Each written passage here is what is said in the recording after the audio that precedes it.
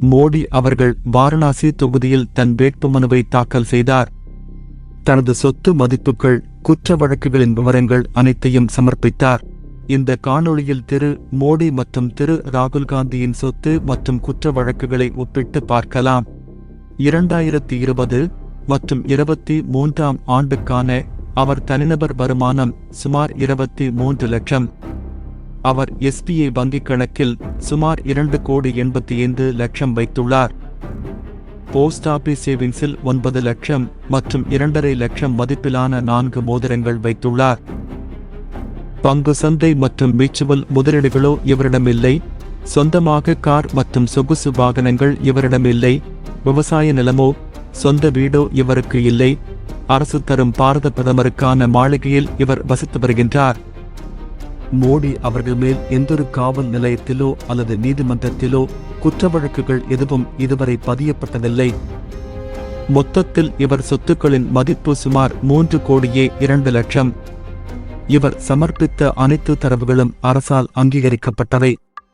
அடுத்ததாக திரு ராகுல் காந்தியின் சொத்து மற்றும் குற்ற வழக்குகளை பார்க்கலாம்.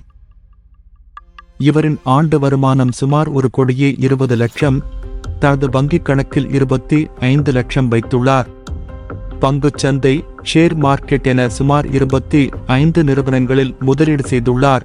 ICICI, Tata, Infosys, Bajaj, Asian paint போன்ற முன்னணி நிறுவனங்கள் இதில் இடம்பெற்றுள்ளது. இதன் மொத்த மதிப்பு மட்டும் சுமார் 4,33,60,000. இதை தவிர்த்து தங்கம், மியூச்சுவல் முதலீடு என சுமார் 3,81,00,000, போஸ்ட் ஆபீஸ் மற்றும் PPF சேவிங்ஸில் 61,52,000 வைத்துள்ளார். 2 விவசாய நிலம், 1 பண்ணை வீடு என சுமார் 2,10,00,000 மதிப்பிலான அசையா சொத்துக்கள் வைத்துள்ளார். இதை தவிர்த்து சிக்னேச்சர் டவர் 1, 2 என்று சுமார் 8 கோடி மதிப்பில் 2 வணிக கட்டிடங்கள் வைத்துள்ளார். இவர் மேல் 2 குற்ற வழக்குகள் நிலுவையில் உள்ளன.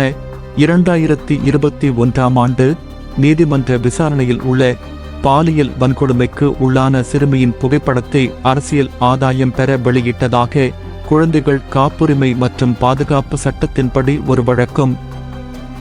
மோடி சமூகத்தை திருடர்கள் என்று அரசியல் மேடையில் பேசியதால் மற்றொரு வழக்கும் பதியப்பட்டு அதில் அவருக்கு 2 ஆண்டு தண்டனையும் விதிக்கப்பட்டு பின்னர் மேல்முறையீட்டில் தண்டனைக்கு தற்காலிக தடை விதிக்கப்பட்டுள்ளது.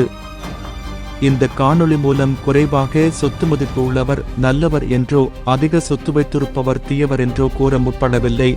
ராகுல் காந்தி வெள்ளையர்கள் வியக்கும் வண்ணம் செல்வந்தரான நேரு மற்றும் இந்திரா காந்தியின் வம்சாவளி. சிறிதளவு சொத்து வைத்திருப்பதில் தவறில்லை. திருட்டு ரயிலில் வந்தவர்களுக்கே சொந்தமாக விமானம், 30 தொலைக்காட்சி நிறுவனங்கள், சாராய ஆலைகள் இருக்கும் நிலையில் ராகுல் காந்தியின் சொத்து இவர்களோடு ஒப்பிட்டால் மிக குறைவுதான். இந்த காணொளியில் கூறப்பட்டவை சரிதானா என்று நீங்கள் உறுதி செய்து கொள்ள இந்திய அரசாங்கத்தால் அங்கீகரிக்கப்பட்ட அபிடபிட் பத்திரங்களை இணைத்துள்ளோம். தயவு செய்து பதிவிறக்கம் செய்து படித்து பாருங்கள். வாருங்கள், அரசியல் அறிவை வளர்த்து கொண்டு நல்லதொரு பாரதம் படைப்போம்.